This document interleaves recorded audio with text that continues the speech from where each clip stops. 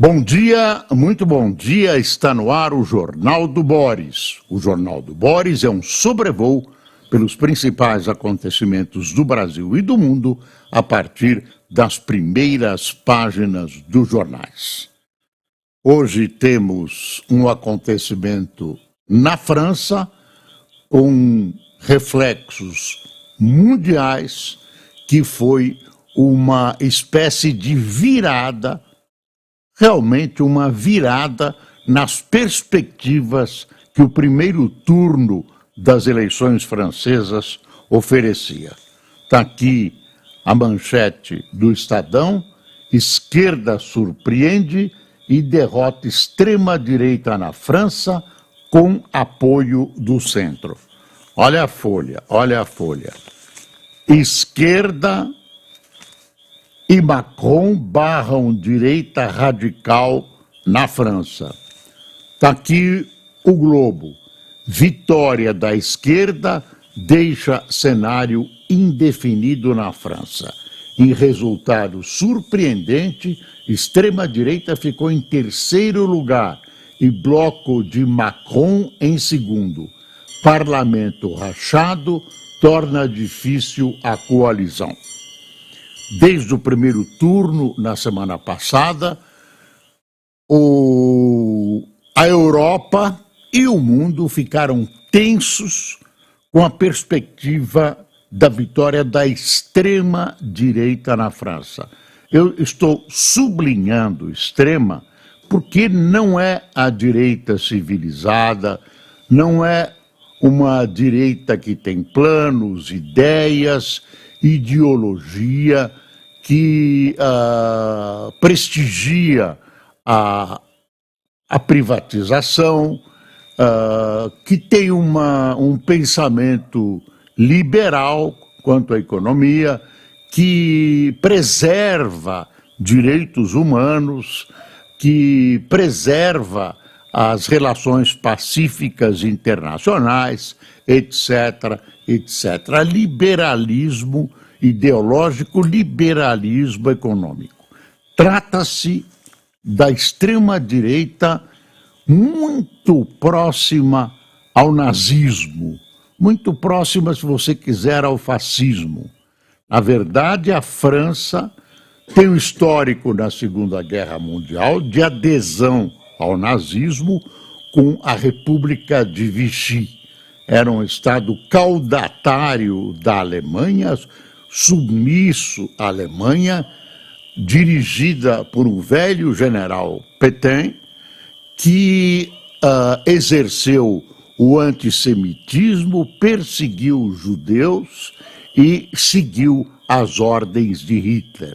Então, sempre a gente dá uma olhada na França, que conseguiu reverter pelo menos essa imagem de Vichy que a persegue, e emergiu como uma espécie de luz da democracia, o que não é verdade. Neste momento, a França atravessa um momento grave de racismo, especialmente de antissemitismo. Os judeus franceses estão abandonando o país e mudando-se para outros países, inclusive Israel.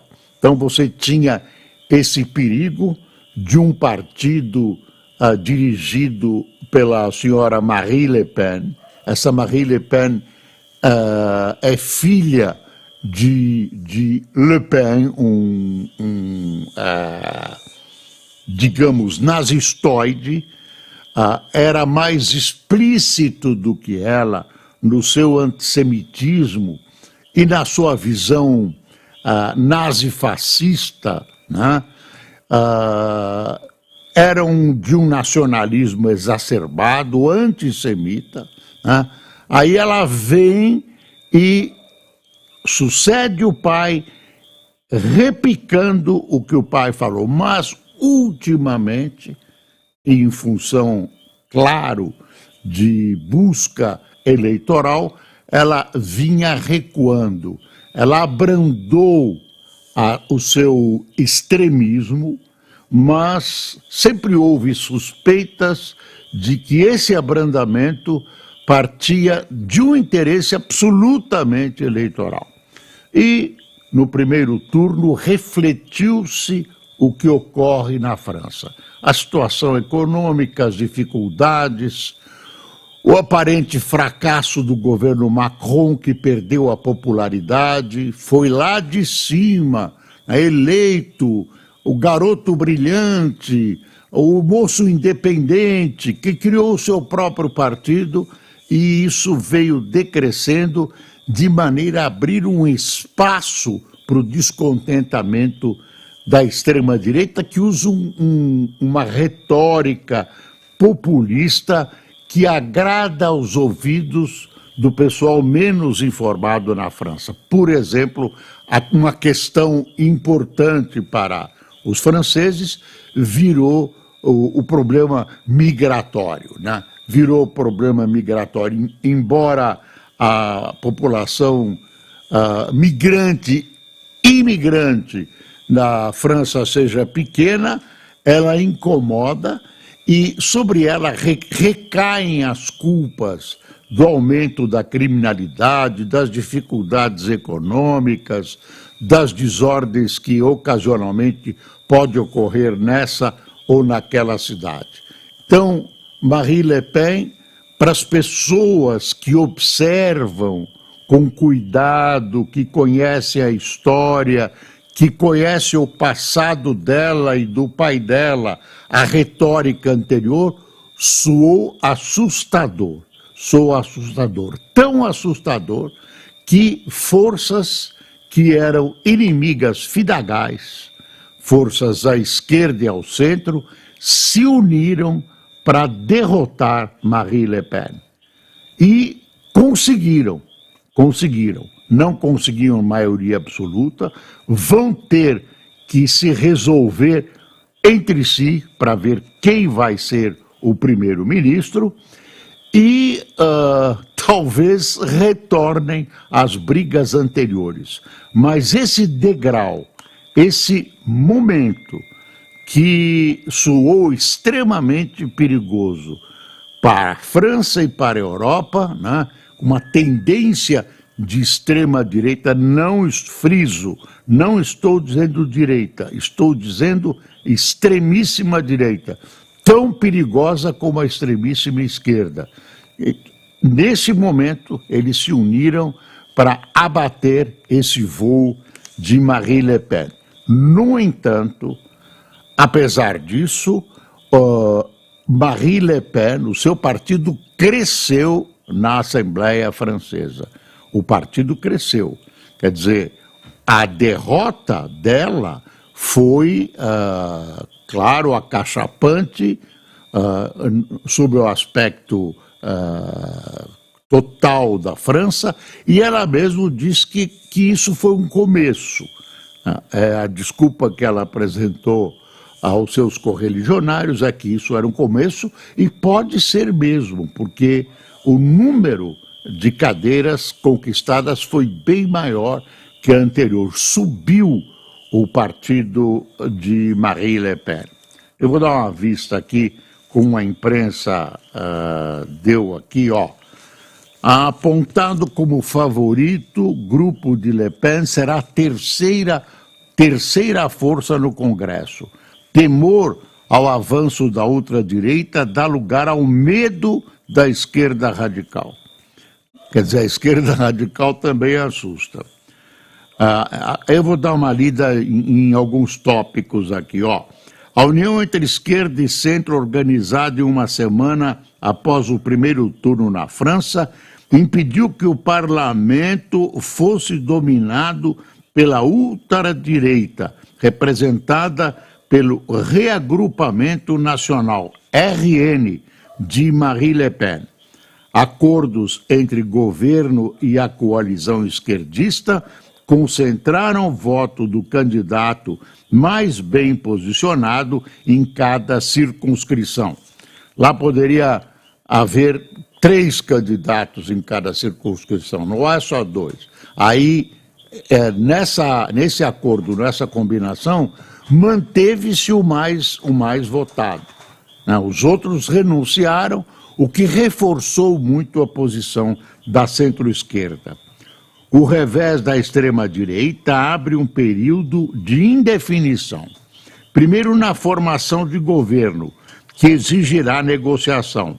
Segundo, no papel que a extrema-esquerda, liderada por Jean-Luc Mélenchon, pode ter na desestabilização do enfraquecido governo de Emmanuel Macron.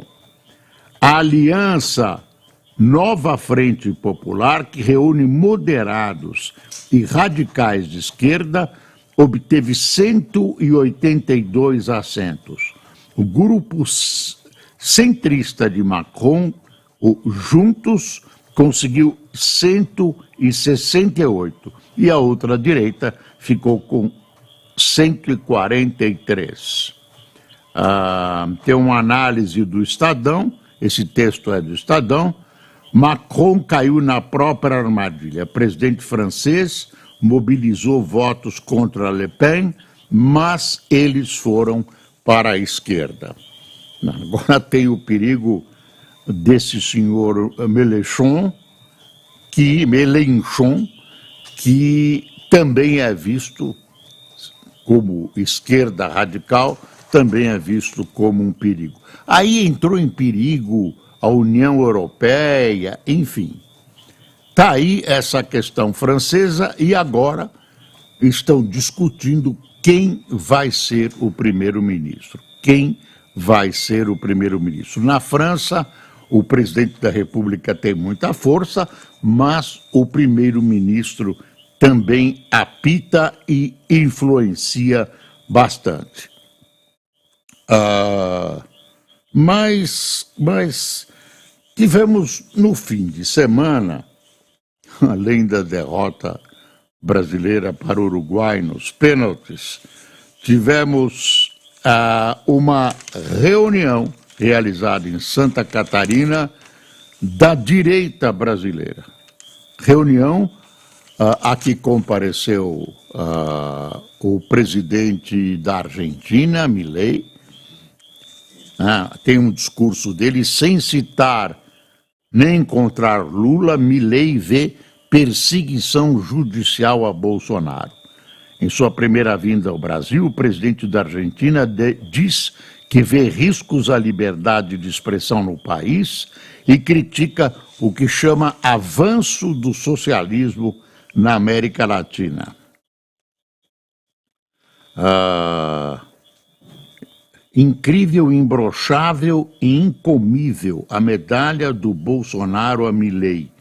O presidente da Argentina, Javier Milei, se reuniu na manhã de ontem a portas fechadas com o ex-presidente do Brasil, Jair Bolsonaro, os governadores Tarcísio de Freitas, Jorginho Melo e o deputado federal Eduardo Bolsonaro. Ao fim do encontro, o presidente da Argentina recebeu a medalha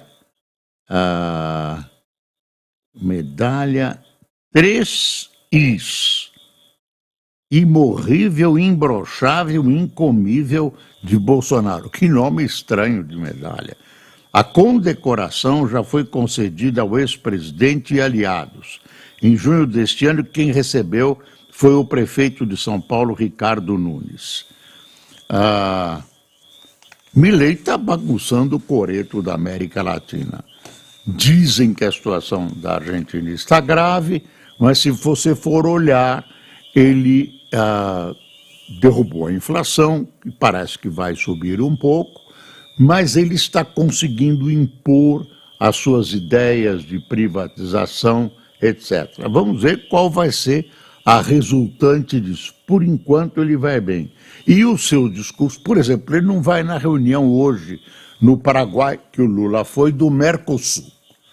E isso enfraquece o Mercosul. A presença argentina no Mercosul é importante. Então ele esvaziou a reunião do Mercosul. Está lá o Lula no Paraguai e o presidente do Brasil, diga-se de passagem, depois vai para a Bolívia. essa viagem de Lula à Bolívia já estava programada antes da tentativa de golpe que houve naquele país. Mas agora deve mudar o discurso. Dizem no Palácio do Planalto que, além do encontro que ele vai ter com o presidente sobre questões entre os dois países, a energia, etc., etc., o presidente deverá fazer uma manifestação, aproveita para fazer uma manifestação pró-democracia. É bom lembrar que há alguns dias nós ouvimos que o Lula agora quer reunir presidentes democratas da América Latina para uma defesa, uma frente de defesa da democracia. Eu quero ver ele levar as democracias de Cuba, da Venezuela, né? Da Nicarágua. Isso é defender a democracia e abraçar esses ditadores é uma incongruência que não tem limites. Bom, ontem teve um assunto, uma questão, ontem não, no sábado, um livro lançado por uma pessoa que trabalhou comigo muito tempo, que é meu amigo, mas que tem méritos como escritor, o Dácio Nitrini. Ele fez uma análise e trouxe à tona, quer dizer, o livro dele trouxe à tona uma tal revolução esquecida. É bom lembrar que amanhã, dia 9 de julho, é feriado estadual em São Paulo, no estado inteiro, e é para relembrar a Revolução de 1932, a Revolução Constitucionalista, em que São Paulo lutou contra a ditadura Vargas, tentando obter uma Constituição. Aí o Dácio foi lançado na Praça Charles Miller, no Pacaembu, no sábado, o livro dele. Está aqui, livro relembra levante de militares que matou civis em São Paulo há 100 anos. Oficialmente teve cerca de 500 mortes, mas o Dácio garante que deve ter havido muito mais. Está aqui o Dácio Nitrini, essa figura, escreveu há pouco tempo, ele colocou nas livrarias uma sensacional biografia de Casper Líbero. Essas questões históricas o Dácio coloca com muita habilidade, porque ele acaba retratando a época. Não é só um relato frio histórico, é um relato jornalístico onde, paralelamente, ele vai retratando a época. Então, tá aqui uma matéria da Isadora Laviola, ou Laviola, da Folha de São Paulo, né? Quer ver, a revolta de 1924 sempre esteve presente na história da família de Dácio Nitrini. O jornalista teve 2 tios que participaram ativamente do levante. Pouca gente se lembrava desse levante. Agora os jornais estamparam, né? Um desses tios, morreu no exílio em Montevidéu aos 27 anos. E outro seguiu carreira e viveu até os anos 1960. O autor do novo Tenentes Rebeldes, esse é o nome do livro, conta na apresentação do livro sobre uma carcaça de granada que ocupa uma prateleira de seu escritório. Relíquia de família encontrada ainda ativa no quintal do seu tio em 8 de julho de 1954. Eu conheço essa carcaça. Depois de anos ouvindo histórias dentro de casa, ele resolveu fazer um relato mais completo em comemoração ao centenário do Levante, que aconteceu no dia 5. O escritor se refere aos eventos que tomaram São Paulo em julho de 1924, como um levante, porque os conspiradores buscavam a manutenção do sistema e não a derrubada, como aconteceu com a proclamação da República, por exemplo. Aí vai por aí adiante, é enorme, né? Os ataques, o registro oficial é de 500 mortes, mas como explicado no livro, 750 cadáveres foram exumados na Moca e no Bom Retiro, vítimas do confronto que não entraram nas estimativas do governo. A infraestrutura da cidade foi alvo de bombardeios e as suas marcas podem ser vistas até hoje. Dentre os muitos resquícios dos ataques, vitrine lisca marcas de bala e buracos de bomba no Liceu Coração de Jesus, nos Campos Elíseos, na Igreja de Santa Ifigênia, no centro e na chaminé da luz da rua João Teodoro. Aí tem fotos, olha essa foto aqui, ó. Isso é na rua, na Alameda Cleveland, na Alameda Nottingham, com a Helvécia. Olha, uma casa bombardeada. O Helvécia com Cleveland. Deixa eu ver que mais. Nitrine superou a falta de informações usando como fontes livros escritos por personagens da época e documentos oficiais dos processos dos presos após o levante. Tá aqui uma outra foto. Eu não é porque é meu amigo, não. Não, é amigo do Boris, porque é importante. E eu fico feliz que um amigo meu tenha exumado essa história importante, esquecida no Brasil. Não se esqueça, né? É o livro do Dácio Nitrine, o título Tenentes Rebeldes. Tenentes Rebeldes. Teve um grupo de tenentes importantes que... quer ver, a Constituição... Eu só quero contar mais uma coisa para você. Alguns tenentes defenderam essa Constituição lá em 24.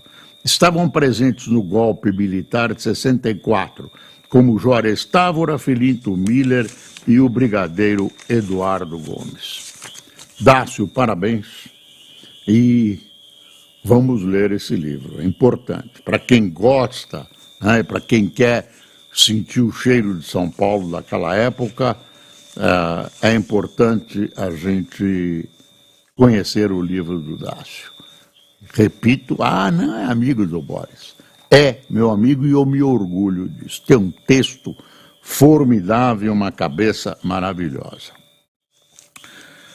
Casos de furto e roubo sobem em bairros de São Paulo. Enquanto o governador Tarcísio Freitas celebra que a queda de 50% nos casos de roubo nos últimos 5 meses, na região da Cracolândia, no centro da capital paulista, a periferia vive situação inversa. Heliópolis e Itaquera estão entre os distritos que registraram alta de crimes patrimoniais no período. Olha, essa questão criminal no Brasil não está resolvida.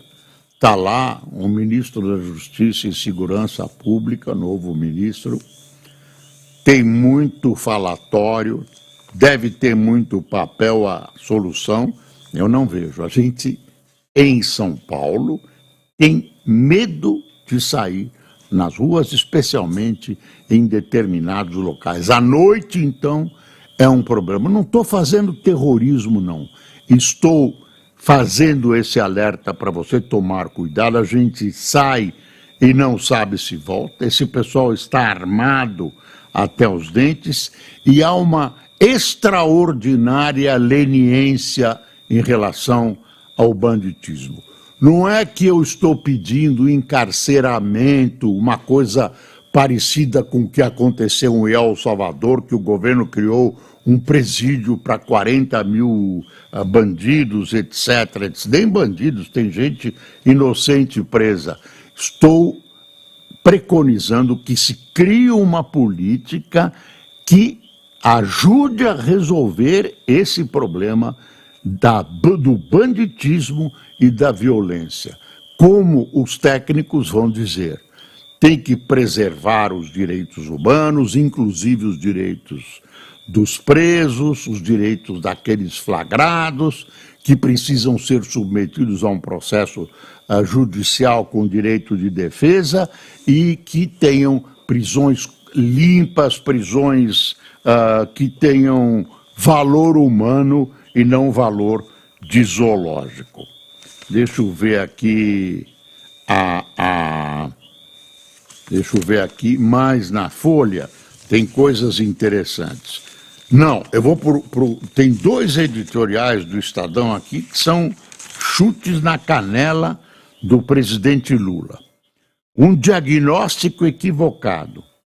Ao contrário do que sustenta Simone Tebet, a coincidência dos mandatos de Lula e de Campos Neto, presidente do Banco Central, não é um problema para o país. Problema é a sede de mando do petista. E aí tem outro editorial que é uma homenagem ao Lula. O DNA oposicionista de Lula. Aí a linha fina. Confrontado com as contradições de seu passado na oposição, quando podia criticar e fazer promessas à vontade, Lula da Silva, no governo, continua a agir como se não fosse governo. Esse é o brinde da segunda-feira para o presidente Lula, lá, aqui está no Paraguai, depois vai para a Bolívia. Defasagem se mantém no preço dos combustíveis. Estão segurando os combustíveis. A Petrobras está arcando com essa diferença. Olha, apesar do recuo recente do dólar nos últimos dias e do alívio na cotação de petróleo tipo Brent, na sexta-feira passada, os preços dos combustíveis da Petrobras no mercado doméstico continuam descolados da paridade da importação, de acordo com analistas ouvidos pelo Valor. Quer dizer, o Brasil compra por um preço e vende por um preço menor, né? Para perto da eleição. Saiu no fim de semana uma pesquisa que coloca em São Paulo, né, que coloca muito bem Nunes, o prefeito atual. Foi essa pesquisa, isso saiu no sábado. Nunes 48, Boulos 38, no segundo turno, 48-38. Mas você faz uma análise mais profunda da própria pesquisa, você vai ver que as coisas não estão resolvidas em São Paulo. Eu diria que essa pesquisa é por enquanto. Tem muita água para correr por enquanto. E a Tabata Amaral está cobrando do PSDB o compromisso de apoiá-la e ter Datena como vice dela. Ela acha que o acordo com o PSDB foi quebrado pelo partido. Deixa eu ver mais.